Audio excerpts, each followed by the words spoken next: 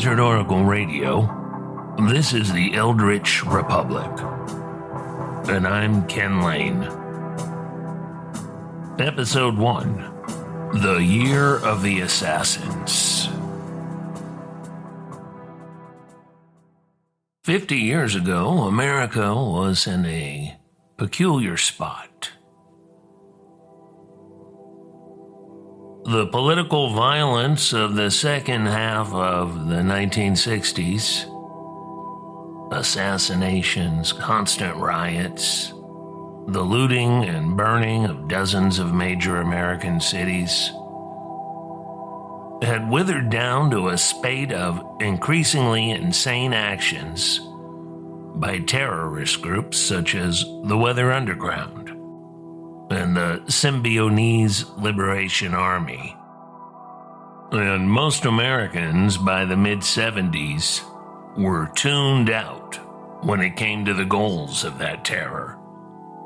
The complete destruction of the United States.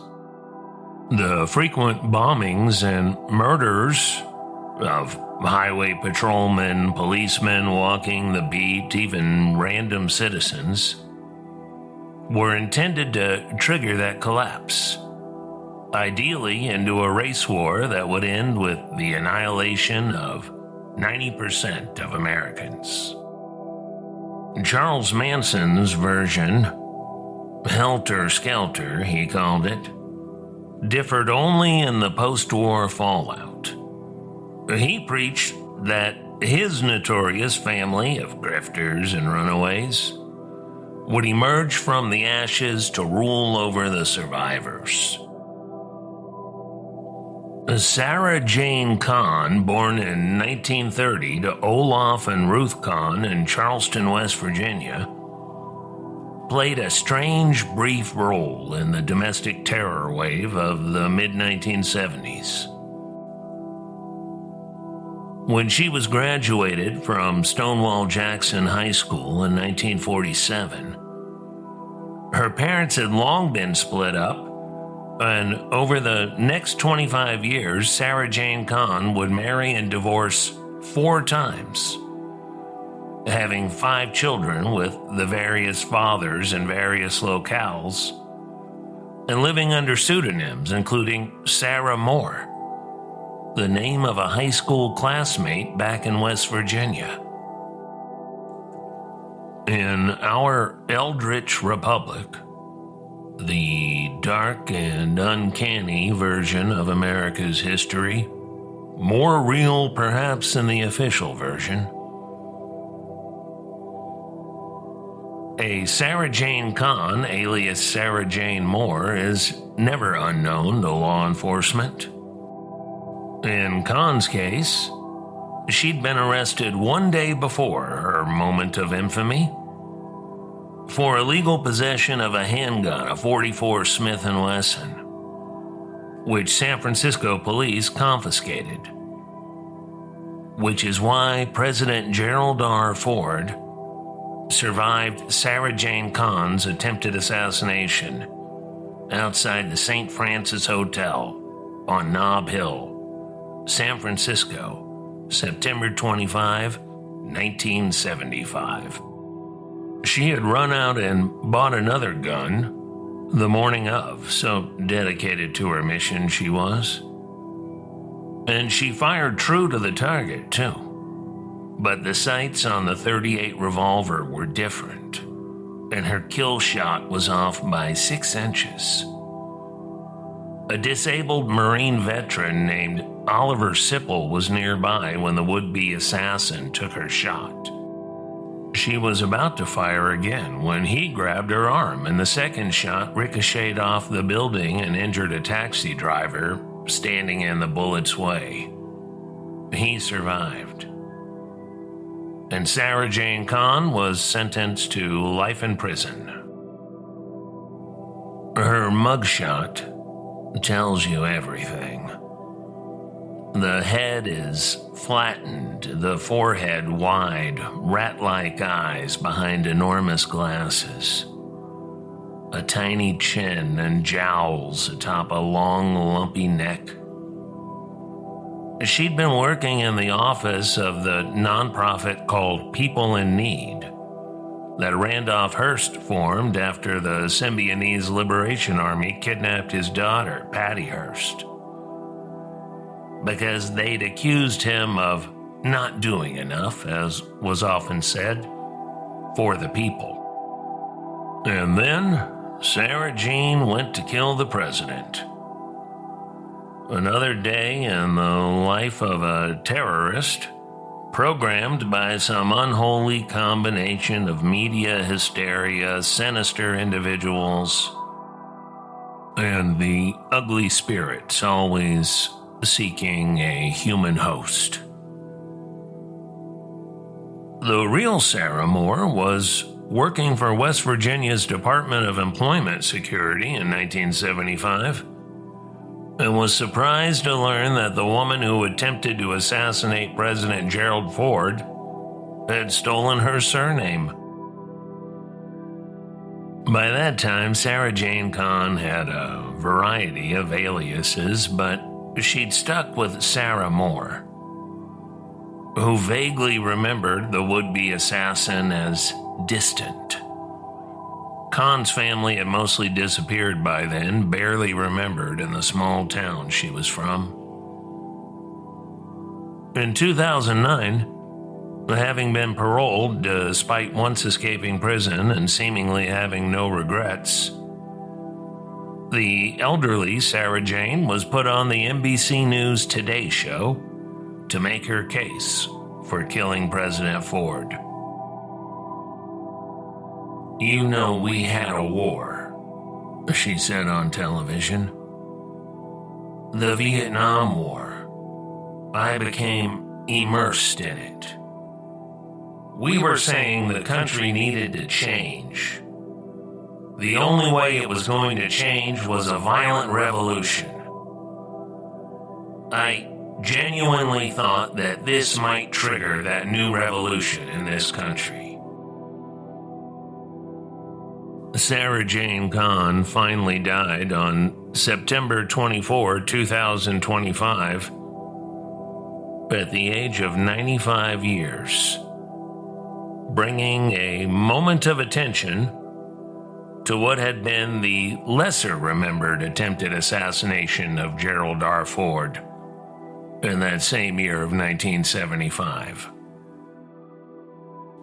Because the other assassination attempt against Ford in California happened only 17 days prior, on September 5.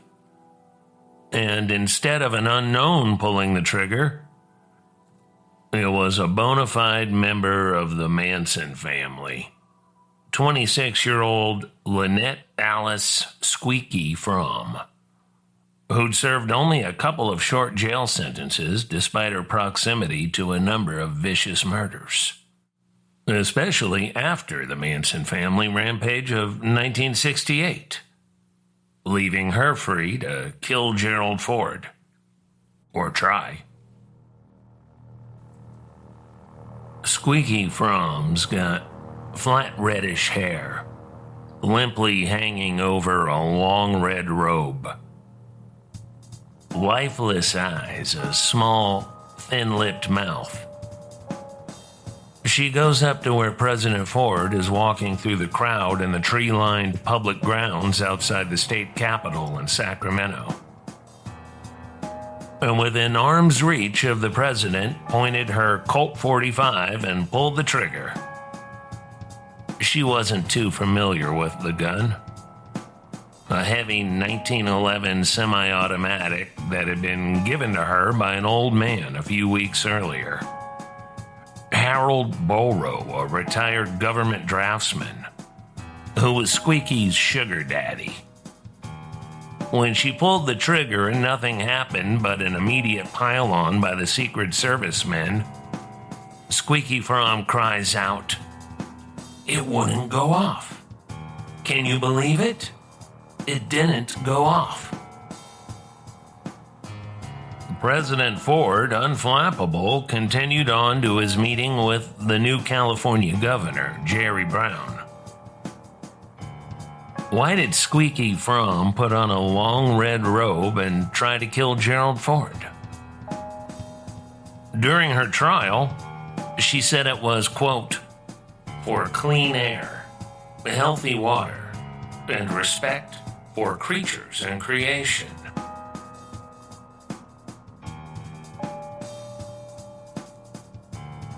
Like Sarah Jane Kahn, Lynette Alice Squeaky Fromm was quickly convicted and given a life sentence.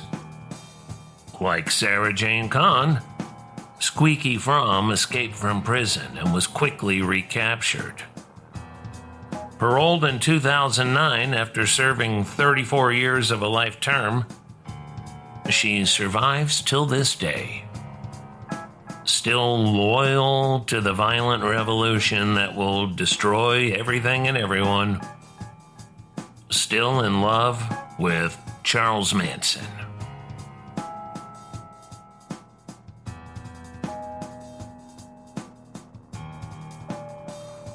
As Squeaky's trial ended, a potential summer blockbuster was in production at 20th Century Fox. Location shooting had wrapped up in the Tunisian desert in the spring of 1976. And studio shooting was well underway at Elstree, just outside of London. It was a film about a young space hero named Star Killer. To Fox executives, it was an unnecessary reminder of the real star killers still in the news.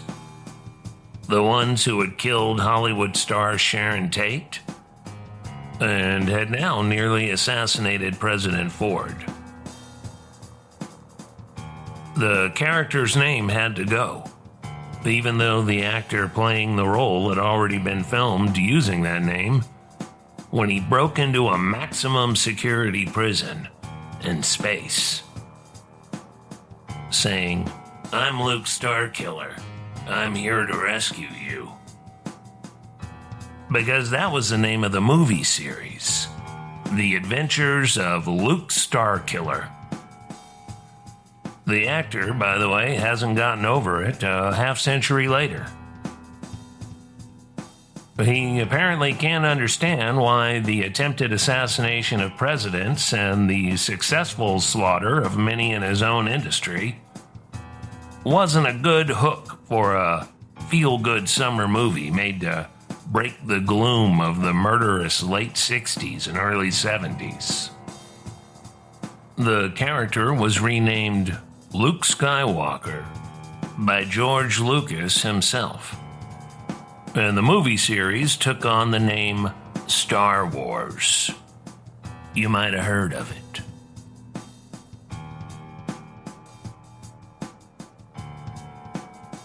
At this very moment in time, March of 1976, the First Lady, Betty Ford, was campaigning for her husband in San Diego. California had long been reliably Republican, the political home of Richard Nixon and Ronald Reagan, but it was no longer a safe bet. Jerry Brown had won the governorship, and the GOP's margins were trending down along the coast. So Betty Ford was campaigning in San Diego and Los Angeles, shaking hands out in public, despite it being only 6 months after the double assassination attempts against her husband. Now, Gerald Ford was a college football star and Michigan congressman who had come up the ranks to reach House Minority Leader. He was previously known for his role on the Warren Commission that investigated the assassination of John F. Kennedy. And then Ford was known for demanding hearings on the flying saucer menace in his home state, following the notorious swamp gas UFO explanation that was offered up by Project Blue Book astronomer J. Allen Hynek in 1966. And because of the curious events we remember as Watergate today, Gerald Ford found himself first elevated to the position of vice president in December 1973 after Spiro Agnew's resignation, and then elevated to president following Richard Nixon's resignation on August 9, 1974. A year later, Ford was dealing with stubbornly high inflation and a stagnant economy, still reeling from the Arab oil embargo of America. There was the painful surrender in Vietnam, too, leaving America's military humbled at home and abroad. It was the worst financial slump in 40 years, the worst since the Great Depression. You could say things were falling apart. And so Mrs. Betty Ford was dispatched to San Diego to glad hand and to dance. A woman so traumatized by the attempts on her husband's life that she had taken to praying on the White House balcony for her husband's safe return whenever he took to the road.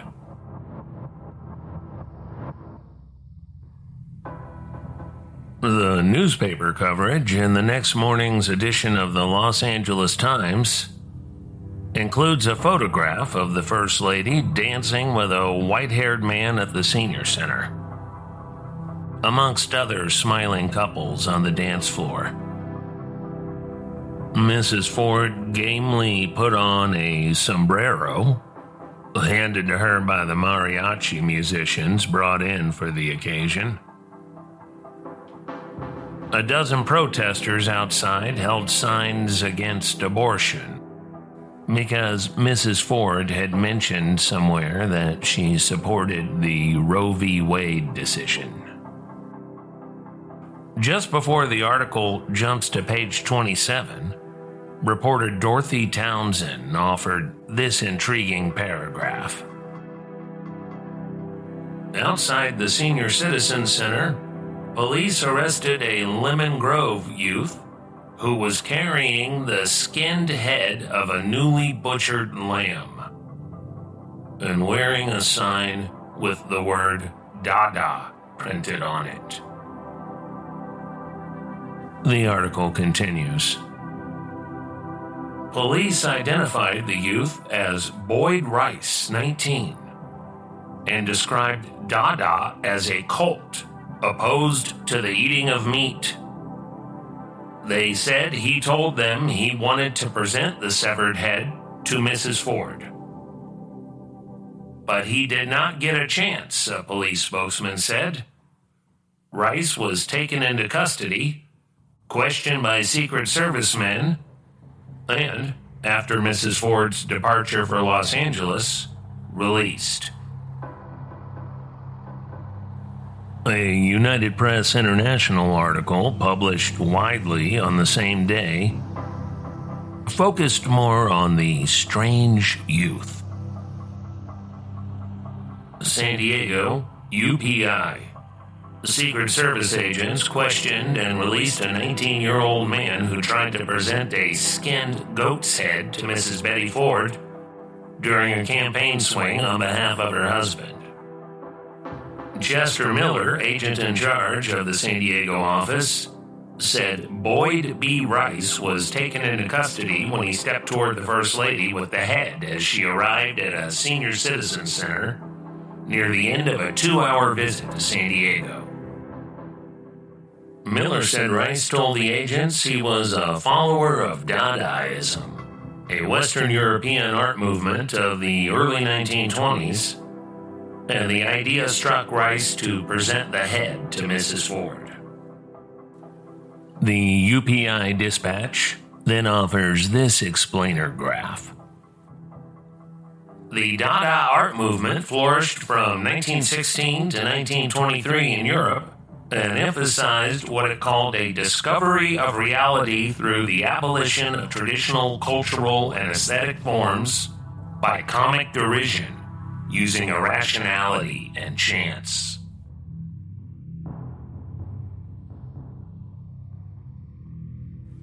It was the first national media attention granted to Boyd Rice, but far from the last.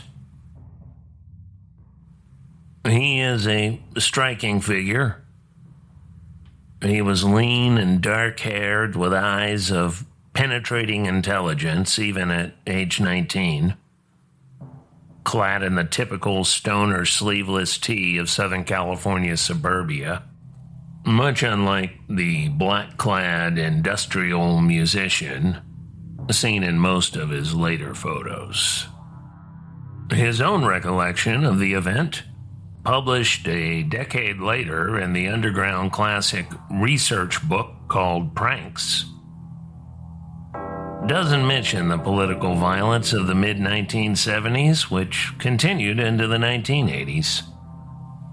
Ronald Reagan, who was running against Gerald Ford for the GOP nomination during Betty Ford's close encounter with the sheep's head, was himself the target of an assassination attempt that nearly made George H.W. Bush president 8 years early. According to Rice's own account, a series of random events led him to Betty Ford on that fateful day. He'd heard somewhere that there would be an anti-abortion protest in town, and he had just purchased a sheep's head from the butcher counter at his supermarket because it looked so horrific. It was, in fact, the second sheep's head he'd purchased in a week, but that's another story. Making a sandwich board protest sign with the skinned sheep's head as the centerpiece, he also took a stack of flyers he'd made about the Dadaist movement, and he headed off for the demonstration. But he then noticed a larger crowd, this one welcoming Betty Ford to the downtown senior center. Supporters were lined up by the back door, many with bouquets of flowers to present to the First Lady. Boyd Rice, who would soon become known as a pioneering industrial noise artist and even serve as surf music consultant for the Pulp Fiction soundtrack that sold more than 6 million copies, describes his brush with the Secret Service like this.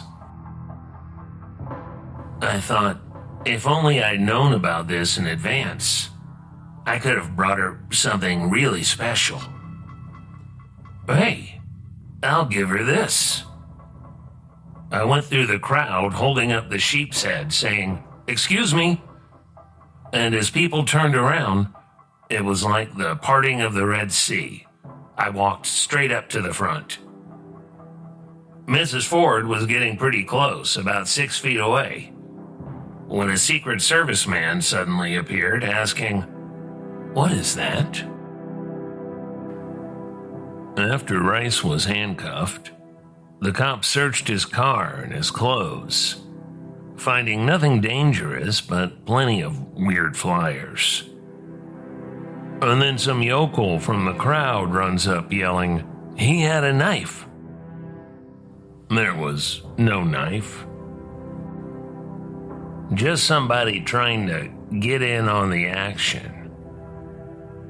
The First Lady was gone, the newspaper reporters and the crowd surrounded the squad car, and now the Secret Service and the police had to get to the bottom of it.